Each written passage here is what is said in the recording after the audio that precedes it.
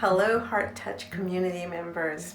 My name is Karina Buck, and I hope you're all staying strong and healthy during these uncertain times. With the novel coronavirus spreading, it can be difficult to know how we can safely support those around us. Today, I hope to offer you a way of being of service from the safety of your own home. If you have a sewing machine and some basic sewing skills and a couple of supplies, you can find focus by sewing masks.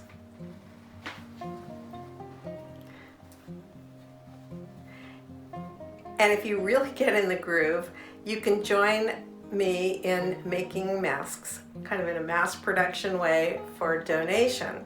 There's so many clinics and organizations out there that need masks. And I'm going to now share some ideas about how you might possibly get started sewing masks. In early March, I started a small but mighty Facebook group with a friend. We call it Sewing Masks, Doing What We Can to Flatten the Curve. And we would welcome you to join us in this group if you think you are inclined to make masks. I'm not going to give a step-by-step tutorial here today, but more just a general overview of how you might possibly get started. I'm bouncing back and forth between making 3 different styles of masks. This one, where is my foo mask? This one is one I found on the internet. It's called the foo mask, and I found it on a European site. The way I've got this one strapped, goes over like that, ties behind the nape of the neck. It's got shaping in it. All the masks that I'm making have a little bit of wire in them here to shape over the nose to keep it snug on your face. And I'm using some donated quilting type cotton and lined it with a soft old well-worn sheet that didn't have holes in it. Another one of the masks that I'm making, I also found on the internet. It's called the 15-minute mask, although I renamed it the 45-minute mask because that's how long it takes me to make one. I mean, I think if you start batching things, it's a half-hour mask. And this one, again, has the shaping, some wire in here. This one also comes a clever design. It has a pocket so you could put some filter material inside of it. This one, instead of having cording or shoelaces to stay on your head, is strapped with elastic, and this is called fold-over elastic, but you could use regular 1/4-inch elastic, kind of whatever supplies on hand under the circumstances. So this is basically a rectangle with pleats to give you the fit for the face, the shaping, and these. You could also do this, it's got channels on the side. You could do this with the straps as well. And then this is one that I developed for my niece, who is a medevac flight nurse. And so I call it the Amelia Mask. And basically I kind of traced the shape of an N95 mask and then extended it so it's a little bit bigger and covers that mask.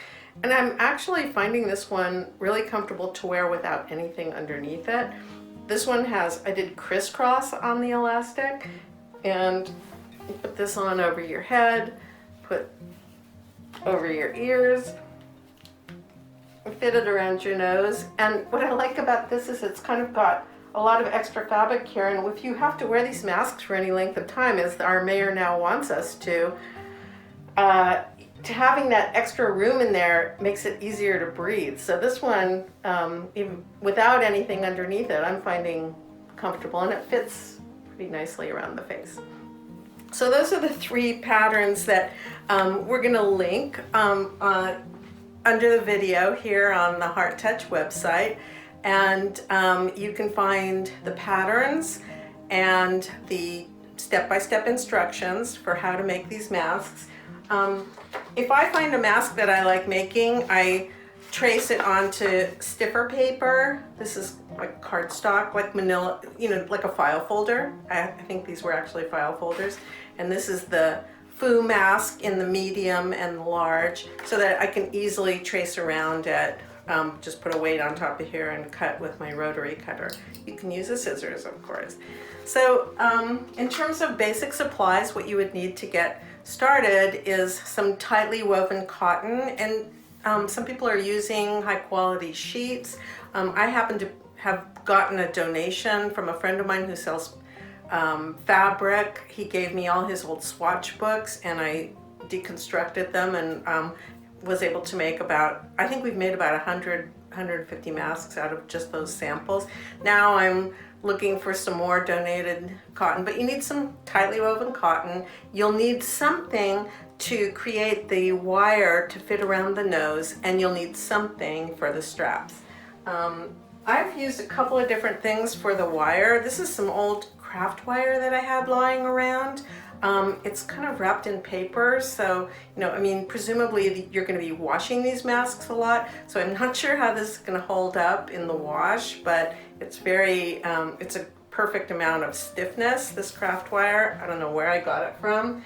I also started taking apart Cat 5 LAN cable, which has 4 braided pairs in it, and this is working out well too in terms of stiffness. I started out putting 2 in each mask, kind of twisting these together, and now I'm just using 1 because I think that's fine. And as far as the strap fabric goes, I happen to have had a roll of this lying around because I do sew quite a bit in the hot, so I have tons of supplies. But this is like cotton shoelace type of material, but you could also use macrame, cording, ribbons. You can use, I have some 1/4-inch ribbon that's working out fine. And as I said earlier, elastic, fold over elastic, or just, elastic is hard to get, but you can find it now. It seems like it's showing up easier to find on the internet. So that's how you can get started on making masks. I strongly urge you to join our Facebook group, which we will link also on the Heart Touch website. So, and if you have any questions, I would be happy to answer them through the Facebook group. So I hope you, like me, would find focus, solace, and just a general feeling of creativity and productivity in these strange days by making masks, because lots of people need them. So I wish you good health, and I hope you join us in making masks.